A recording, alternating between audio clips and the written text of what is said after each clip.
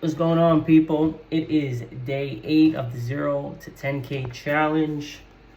Um, man, I had a bunch of time to record the video earlier. It is 8 p.m. January 9th, and today was a pretty good day. I got a lot more work done on the I don't want to say business side, because I work with a construction company, getting some private equity in the deal to build a company, and we basically set appointments for tomorrow. Finished up some estimation. Around 20 jobs were estimated and submitted. I have to do some billing, creating some maintenance agreements for the business for polished concrete. So we're basically getting floor burnishing contracts with places that have polished concrete floors, and then agreeing to burnish those floors every 6 months. So yeah, it's coming around. It was freezing, absolutely freezing today, but is what it is. Let me see. Right now, I finished up the IT work that I was working on that had to do with creating a VPN, which is pretty simple. They use a Dream Machine, and we swapped out the modem, the Xfinity modem, for I think it's called a Dream modem, whatever, but it's a Dream Machine in the Unify Ubiquiti lineup. We use Teleport as the VPN setup. We initially used WireGuard, which is working the way it was supposed to.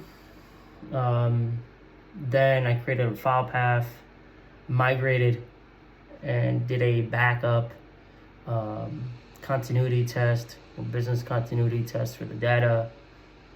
And now it's done, so we're gonna be billing those guys. We're gonna do around $750 for that, for this week of work. I did like it. I thought it was 23 views. I did enjoy the work. It was rather tedious. It got to me on Wednesday, but it got to me Tuesday night, but on Wednesday I was able to break ground and do it, because when you're creating a VPN and a file share, if you're not using a domain, which is like a domain would be like google.com, right? So for instance, when you're at work and you have a Microsoft laptop, a domain would be a good example of, instead of using like admin is your local computer account with a regular password, you would sign in through your domain account, which would be, for example, mark@google.com with your password, and it'll give you access. That works through like a protocol called LDAP, which is Local Domain Access Protocol, whatever that means. And all it does is it acts as a pass-through, giving you a little bit more security and control over the accounts. We didn't have that. Most of these accounts are too small. They don't care enough to be big. They like to be a big fish in a small pond. So you're having to create a network share on a file path, a network share, a file share to a server. And the issue is the Teleport VPN. I know I'm talking a lot about this, but hopefully I'm just giving you a little bit of ins and outs, so we have a little bit of content. So creating a file share is easy if there's public, like if you're going to a domain, because it's public, right? But when you're using a VPN setup like OpenVPN, there's another one, WireGuard, Express, Nord, or Teleport. Sometimes WireGuard lets you, but Teleport, which is the unified VPN, automatically assigns the address for you. So you're basically sharing, like when you're going to connect the VPN to a different computer, this is what I was dealing with, connecting it to a different computer, you couldn't ping the address. So you have to then add it to the host. So you're basically assigning the file share, which would be like the computer sharing, to the host file, adding it, and then pinging it, and then mapping the drive, so then you can be able to access that information over basically over your file. What is this called? File. Over your file explorer. Just the same way you do anything. They usually like a map drive, just because a map drive allows you to access the files as if it was on your computer. So it'll actually initialize the program through the shortcut. But if you do a mapped, like a mapped file path, or a mapped a network map, yeah, and you just do it in a folder, you don't have the same functionality. So it doesn't pass through the same way. Then did a complete backup, because when we restarted one of the servers, it blue screen, which is either a hardware, there's going to be a soon hardware failure, or the RAM was going to fail on it. And yeah, we did a backup of all the data. After the data was backed up, we then started installing all the applications that were running on the old server on the new server, importing the data, and then treating the new server as the new database for that stuff. I have to do one more thing, but it all has to pertain to just creating the mapping the network drive on the owner's computer, and adding the old server to it, just in case he needs to access some file shares.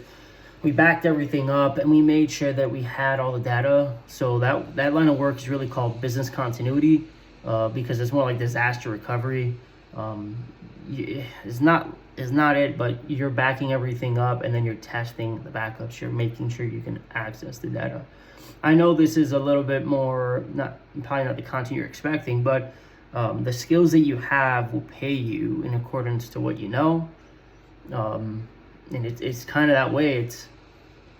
And sometimes you may not know maybe how to paint a wall. You may not know how to do many things, but if you never give yourself the chance to get uncomfortable, deal with the stress, grab a cup of coffee, walk out of there, sleep on it, find a solution, you don't give yourself a chance to sharpen that tool enough to use it. So I bring that up because this is a skill that I have, because I had it as a job, right?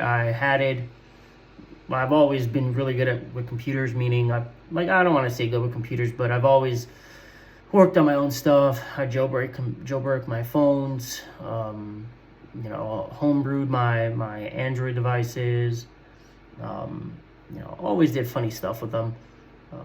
And I thought it would be a good idea to use the same set of skills to make some money. You got to use what you have. If I didn't have these set of skills, I'd be using what I have regardless. So I just like a new set of skills, because sometimes you're not going to be healthy. Sometimes you're not going to have your hands, you're not going to be able to get up, and sometimes it's going to be too cold to work outside. There will not be opportunities sometimes to work at this time outside, because if the weather's not in your favor, it doesn't matter. It doesn't matter what you say. And the best part about it is the opportunities will come to you. It's not like they won't. They will, and they're gonna come wrapped in a problem you really don't want to solve. They're gonna come in the form of a relationship that you have to nurture for years, and you have to be okay with charging. That's the bare. I really didn't like charging people for what I knew. I would just help people, but there comes a time when you become a person, you become an adult, and you got bills, and it's not only the most responsible thing to do, it's a fair thing to do, because these people are coming to you for your set of skills. Whatever your set of skills are, if your set of skills happens to be you're good with computers and you're assisting enough people and this is your only means, it's okay to charge. It's okay to be upfront with people and say that you need to make some money on this. You charge a daily rate. Like, you don't have to say, you're going to milk them. You got to do what you got to do. And there are a lot of skills that you have to utilize. You have to utilize, and you have to go through each one to see which one's good enough to make money. Because if you're not making money with the skill, you're just not good enough at it. But that's okay. You just have to sell a bit more and you'll get there. So it's the responsible thing to do to charge for your time. And even if you're learning that skill, you get to give them the amount of attention, the amount of, you could say, what's a better word?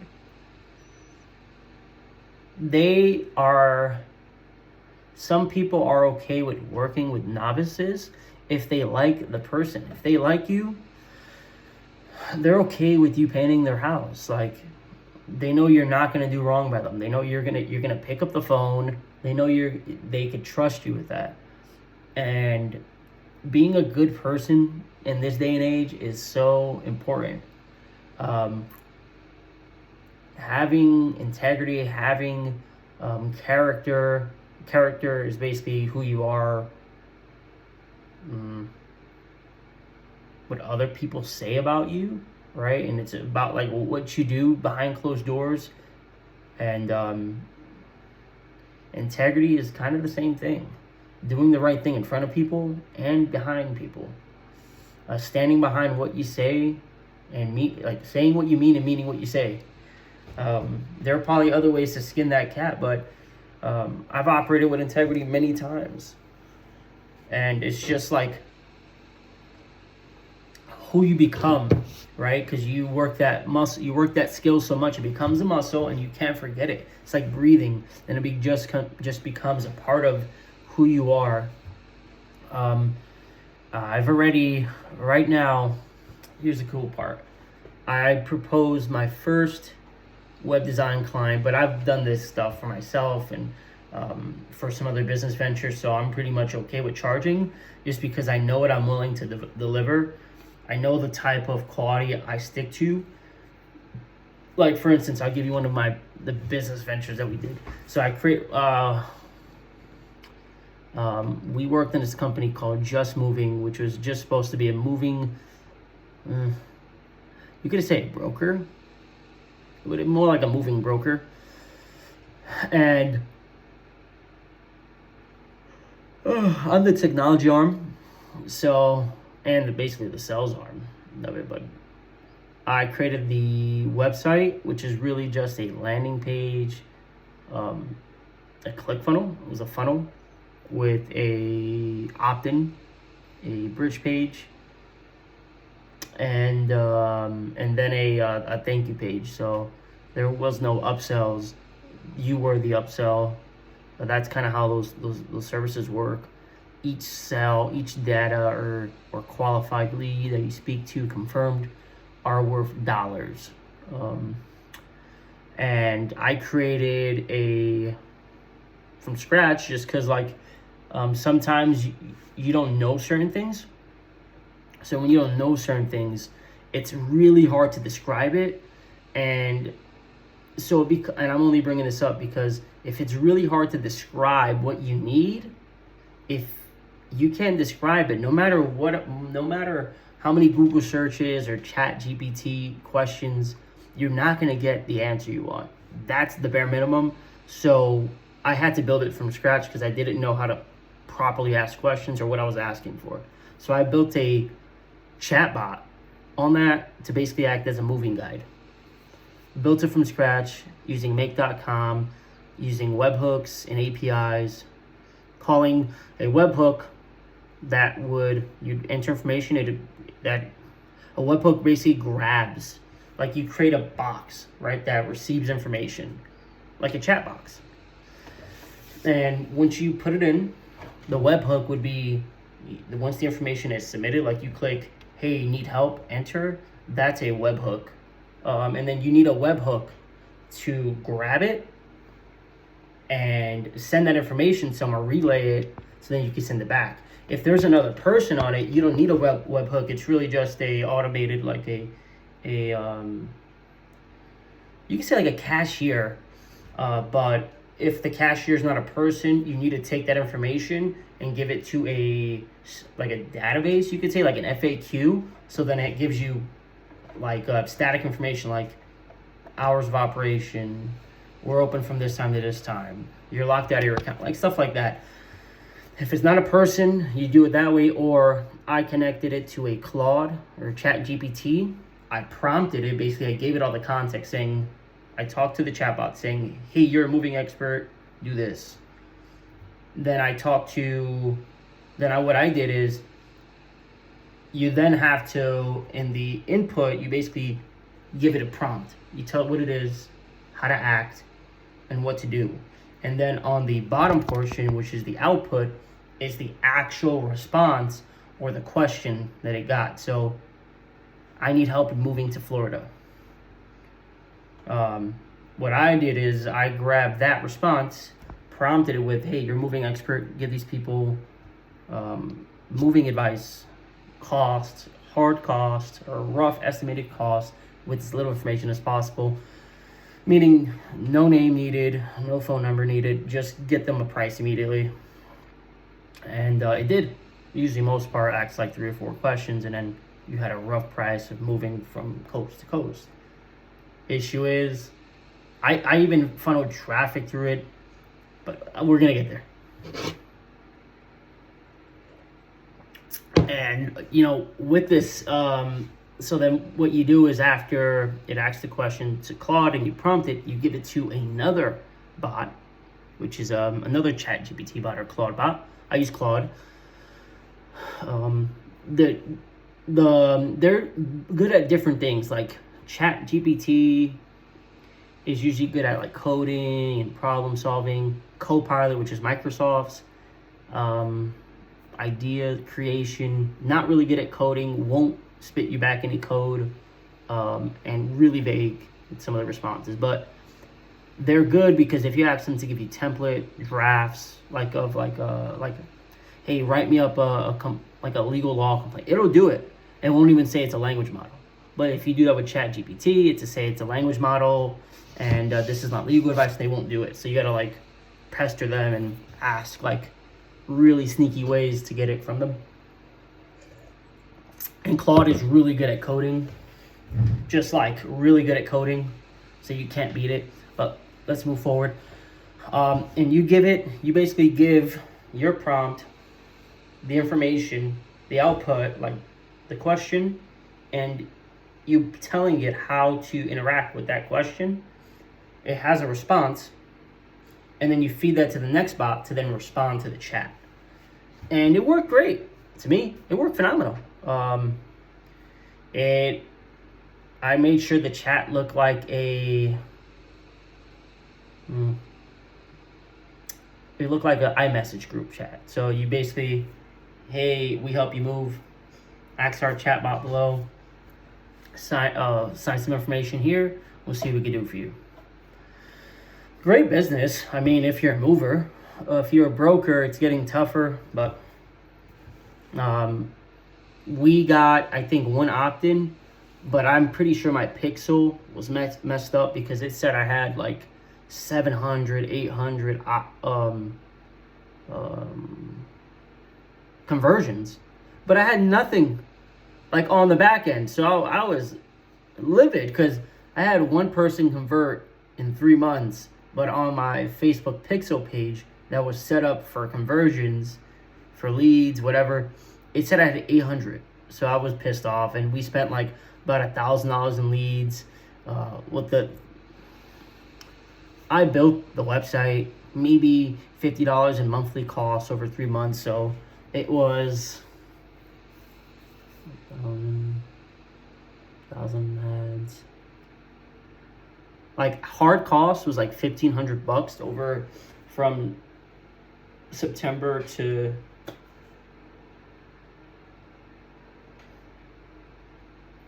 November. That's not bad. That's not bad at all. Yeah, from September to like the middle of November. I decided to axe it just because I need to see results, and it's really hard to promote something that you really don't want to put your face on. That's kind of like how that goes. Plus, I read some information for the Federal Communications Commission, and for a lot of those, I mean, there's a lot of laws that people don't know, and it's not worth it. Like, yeah, like how those businesses works being a broker, or you receiving information and you sell your information to brokers, is you'll make, like, for a qualified lead, you could sell it for like $100 per broker. So you could sell a qualified lead to 5 people, and then you could make $100 or $200 a lead over like just 10 brokers. So you sell that lead to qualified brokers, and they'll pay you $200, $100, $200, and you'll make a killing, right? And if it's not qualified, like $30-$40. So you think about it, like that one person signed up for free, but you're able to charge multiple times for it. The issue comes with the FCC. They created a lot more laws where if these people opt in, so now you're like a pay-per-click, I think that's what it's called, or paper lead, PPL, paper lead campaigns. They have mad laws. They have a lot of laws now that are saying, like, if you opt in, you have the person that's opting in, like, has to physically sign off every time you choose to give their information. Like, you don't have to do that. You could still sell the lead. But if you have the FCC reach out to you like 2 or 3 times for like willful negligence, like, you're smoked.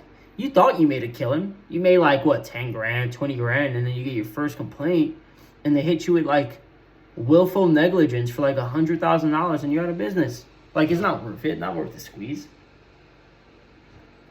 And yeah, try to hide that in your terms of service, saying, oh yeah, our terms of service says you agree to allow. Dude, the law is the law, dude. I'm not gonna try to say my terms of service is enough for HIPAA compliance, and nah, dude. Money's not worth it. So I like that business. It seemed pretty good. But you got to be able to put a face on it.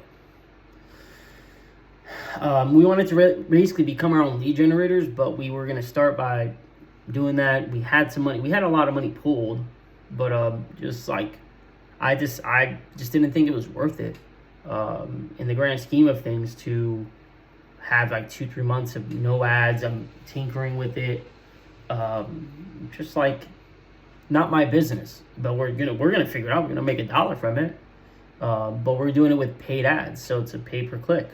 So it has to work out. You have to start seeing some conversions, not just one conversion.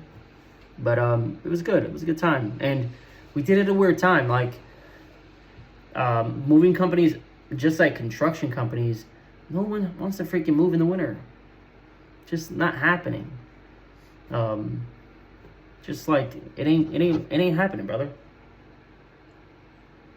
I'm not saying there are not people moving, and I'm not saying there are not companies not being reached out to, but these are companies that have a lot of money in marketing, have a good referral base, are intertwined with a network of people, are known for that. It's tough, but that's a business that we did launch, and we just turned it down. But we're gonna keep that arm of the business. Just Moving, because we have it. It's a really good name, and just gonna turn it into a directory of moving companies that will be the best, and turn that into a business, right? And just let that flow, just because that's easier. Nice little SEO, get that thing going, and just let it work. Because that's really what it's supposed to be, a boring business that requires little intervention, and good selling points. Yeah.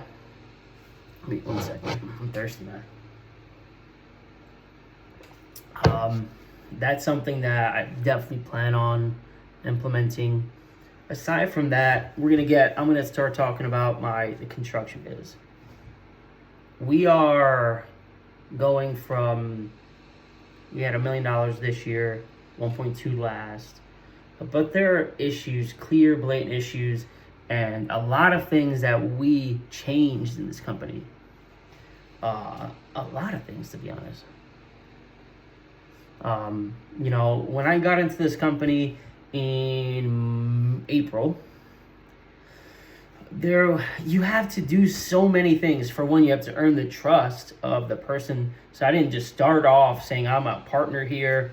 Dude, I cut my teeth going and doing the work of installing floors. Yeah, I've done epoxy, but using different, it doesn't matter if you do epoxy like 10 years. If you're using a different product, you feel like a newbie every time you start with a new line of products. Like, if you're used to using Sherwin-Williams products, and then you go to Mapei, or you go to another line of products that are 2-part, 3-part systems, 2-to-1, 3-to-2, 3-to-2-1, which is 3 parts A, 2 parts B, 1 part C. Like, what? So you cut your teeth in this field just to build some trust. Getting the wrong people off the bus, getting the right people on the bus, building a culture that is not inherently negative, making a place better, happier, better to work at. And it took 8 months, 9 months. It's 9 months now. Since April, I'd say April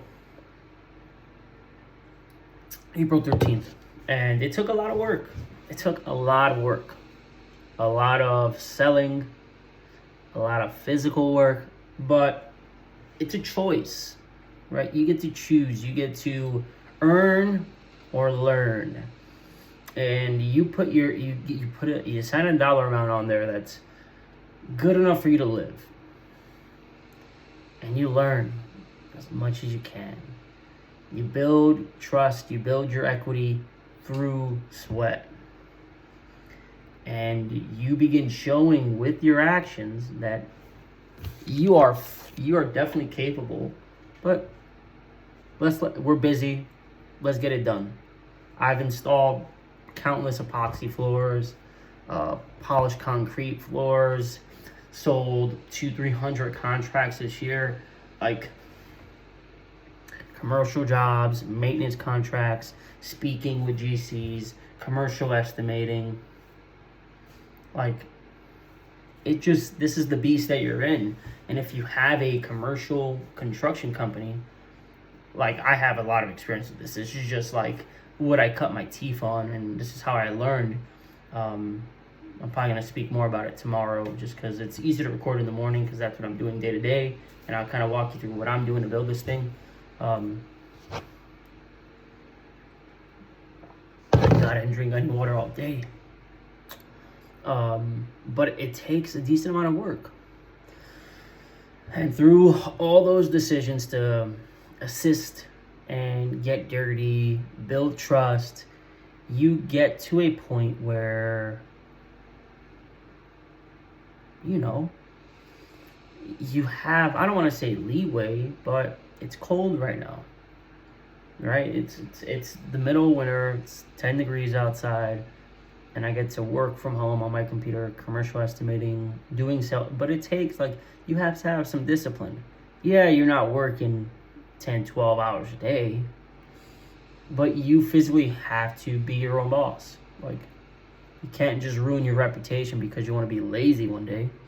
You either pay the price in the beginning of the day, or you pay that, you put those hours in at the night, and you figure it out. And that's what's happening here. Right now, we're in a beautiful place where the guys are still busy enough. we still have 4 or 5 full-time guys right now working in the field, inside, of course, no outside work, just too cold for it. And we're just cranking away, creating revenue, keeping the company alive, and going back to prior companies, following up with them, hey, do you want our services, and building trust slowly but surely so we can have a real conversation, right? Because we have that when the company gets to a certain point, not that we're going to sell it, but let's build it for that purpose so it can be sellable, so this becomes an asset. So, like, for instance, today, I grabbed all of the leads that we've ever gotten from Haibu, really good app that does really do leads for you, not bad. And 300-400 leads, I grabbed all of them, and then I grabbed the Zoho CRM because it's free, not because it's good. Yeah, I'm gonna say it's good, but you start what you got because you have to learn to start giving the company assets, right? At first, you're the asset, then you buy assets. Those assets, like your tools, your ladders, your cars, those become assets for the business. And your asset to the business, instead of now doing work, is getting work and then hiring people that do the work. But those people are assets still. They're just an extension of you,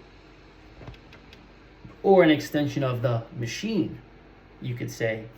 And this machine is supposed to give you a lifestyle. The issue is if you don't do it the correct way, I've seen it just becomes a high-paying job where you don't have much freedom, but damn, you make decent money, right? And being your own boss. But if you stop working, you stop doing what you got to do, the company just falls apart. So it's a company without systems. So I procured a CRM for free, using Zoho for our mailing service, because as long as you own the domain, you can basically, they'll host your email for free. Not bad. Give you 5 emails. Got the CRM, imported all of our customers. Gonna work now, tomorrow, to then get all of our prior projects updated. And why, right? Because after a certain amount of time, you got to treat it like a business. You got to treat it like you got to sell it. You don't have to sell it, but you have to create a machine. You have to create a well-lubricated monster that is going to work, that has systems in place that are just doing it, right? But you don't get that if all your leads are in your cell phone book. It's not going to happen. It's not. Like, it doesn't matter what you say. Yeah, you have people doing it, right? But if you start, like, you buy your first sales guy, you outsource yourself all the business. Just a tad, because you still have to sell. But you now these people take the field calls while you're still fielding calls. You then get an assistant, an accountant, outsource some of that paperwork. You start buying yourself out of the business slowly but surely with systems, but that's the correct way of doing it. Because in order for us to create a $10 million construction company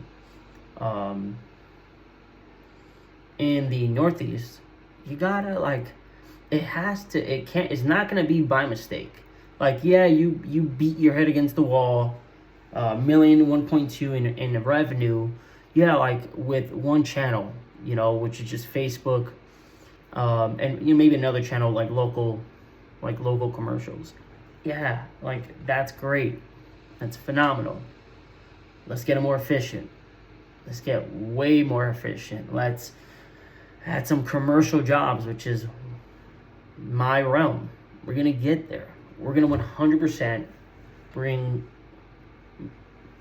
probably start off at like 10%, 40%, 50%, 60%, or 50-50 commercial, 50 residential. But you gotta start there. That's just what it is. You gotta do it. You gotta create that stream of income, because our business is so volatile that from March to November we're slammed. Like, it doesn't matter, we're busy. we're busy. Like, that's just what it is. We know it's coming. We were full-time, 3 crews, 3 jobs a day, almost for like 6 months straight. So you could just imagine, like, Saturday sometimes. Yeah, like, just think about that. Like, numbers are crazy, but payroll jumped, so hard to see it. So there's other things, but I only say that to say this is we know residential jobs are gonna pay the bills. It's gonna get us past the finish line, cover payroll, cover expenses, while these commercial jobs take longer, 2-3 months, 90-day, net 90, net 30, net 60.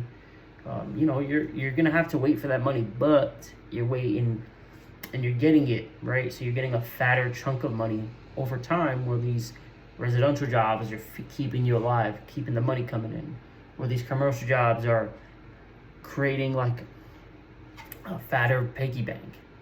And yeah, some of these guys can mess you up. It happens to everybody.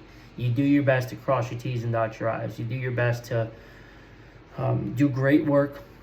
But someday some days it rains on you. Someday it hails on your crop.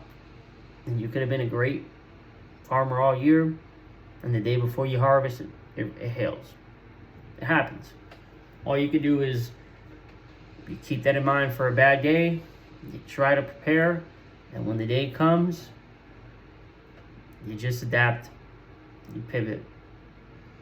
And that's what having integrity and all this stuff comes into play. So we're going to be growing this construction company to $5 million in revenue. We'd like potential like 10. We'll do 10 million in revenue, and I would like to be at least 2 to like 4 million in EBITDA, in that range. That's basically after all that. Basically 2 mil and like, or 3 mil in profit, which would be amazing. And then put us in a position where the business is going to be able to be sold at a multiple with all these systems, right? With a CRM, with a management system, with a sales team, with a estimator, with all these things. You slowly but surely create a lifestyle, a sustainable lifestyle, because it's built not to lose. It's built to be infallible. Is it fallible? Yes, it is. It's a business, and you're dealing with people that are flawed. But you can put enough systems in place where you can create a lifestyle for yourself that one would love. Meaning golf with the boys, softball tournaments, and it's going to be worth it. Like me, I had to put aside softball, baseball, volleyball, my pleasures. Well, do I do it when I can? Of course. But I want to dedicate this time while I have energy, while I'm here, actually, to be honest, because something could happen to me tomorrow and I need a way to make sure my family's good. So I want to make sure that I get there. And I know, let's say it takes me 10 years. I'm enjoying myself, taking care of my health, right? And in 10 years, I want to join 10 softball leagues. Let's go. I'll do it. I'll sponsor the teams, but I'm rich by then. It doesn't matter. I'm wealthy by then. Sure, we'll do it then. But right now, it's piece by piece, conversation by conversation, and we're going to get it there. That's just what it is. You know, we had a great year even after restructuring this company 2 to 3 times. We saved even with what I thought was good, we saved close to $30,000 to $50,000 in let's say, like, we'll probably say at 35 to 40 in just like disposable items. Crazy, dude. We went from paying $10 a 18-inch roller, probably more, like 14 now with taxes, and we use like 4 or 5 of them a day, to like $2 a piece. That's $10 per roller, and we're still using them. Do the math. It's sick. Like, actually, let's just get a calculator really quickly. We went through, like, let's say we did like the top coat, use the roller, and then that. So it'd be 2, say 3 people. Let's say every job uses about 3 rollers, and we're doing 3 jobs a day. 3 jobs a day. 3 crews. So that's 9 rollers a day. For the week, it's 45 rollers. And then for that month, assuming that it's only business days, so that'd be 20 business days. Yeah, so he's 900 rollers that month at $14. So we paid, and then there's like, you know, taxes are 0.06, yeah, 0.625 plus 12,600. Yeah, so we paid $13,000 and 85 cents in rollers. Rollers. These are things you cannot reuse. Not like the roller frame that you get to reuse every job. We had to keep rebuying this stuff. We went from that to like $2 a roll, dude. Like, let's just get the math out. 900 rolls times, yeah, what was that? Let me just go back because I just confused myself. Yeah, 900 rolls by $2. It's not the only thing to save money on. So the difference, $1,800 minus 13,000. That's just 13,800. So the hell, man, 13,800 minus. I forgot what I think was that. So we saved around like 11 to 12 grand. Just in that. That's something that we did. Then we went to start saving in sand. Sand. Stuff that we're just broadcasting in. We're paying $30 a bag after taxes. We were using 2 to 3 bags a job. So let's say we were going through 5 bags a job per, you know, for that first day. So we're using 5 bags. That's $150 in sand, silica. We're gonna do that times 5. So for the week, we use 25 bags. And then let's just multiply that by like 4. So we use close to 100 bags. I'd say close to like 65 bags of sand. Like, when we're going crazy, like a month, right? And they were $30 a bag. So then the first month, we're spending close to $2,000 a month on sand. Sand. You know what we did? We just bought the pallet, said screw it, we're gonna buy it. The whole pallet was like $1,200. Ended up being like $15 a bag. So let's go 65 times 15. So dude, we're literally saving like $1,000 a month. A month. Basically, like every 2 bags gave us 1 free bag. It's crazy. Like you got 1.5 bags, or basically like that's how the math is working. So these little things, you're starting to become more efficient. You're starting to see a little bit more of that money, right?